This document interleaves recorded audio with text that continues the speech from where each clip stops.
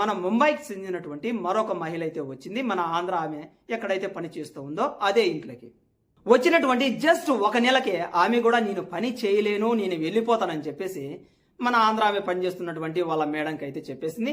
లేదు లేదు మేడం, నేను ఇక్కడ పని చేయలేను, నేను వెళ్ళిపోతాను అని చెప్పేసి. జస్ట్ ఇంత ముందు కూడా జస్ట్ 2 నెలలకు 3 నెలలకి 2 పని మనుషులు అయితే వెళ్ళిపోయారు. ఇప్పుడు చూస్తే నువ్వు కూడా వెళ్ళిపోతాను అంటున్నావు, మరి కారణం ఏంటి అని చెప్పేసి అడిగింది ముంబైకి చెందినటువంటి పని మనిషిని. ఇక్కడ మీ భర్త మంచివాడే, మీ పిల్లలు అందరూ మంచివాళ్ళే, కానీ మీ ఇంట్లో పనిచేస్తున్నటువంటి పని మనిషి ఎవరైతే ఉందో ఆమె సరిగ్గా ఉండడం లేదు. ప్రతిసారి కూడా ఆ పని చేయి ఈ పని చేయి అని చెప్పేసి చాలా ఇబ్బందులు అయితే పెడుతుంది. అందుకని చెప్పేసి ఇంత మునుపు పనిచేసినటువంటి ఇద్దరు అదే విధంగా నేను కూడా వెళ్ళిపోతున్నాను మేడం, మీరైతే చాలా మంచి వాళ్ళని చెప్పడంతో మన ఇండియన్ కరెన్సీలో చూసుకున్నట్లయితే దాదాపుగా ఒక 3,000 రూపాయలు ఆమె చేతికి ఇచ్చేసి ఆఫీస్కి అయితే పంపించింది వాళ్ళ మేడం.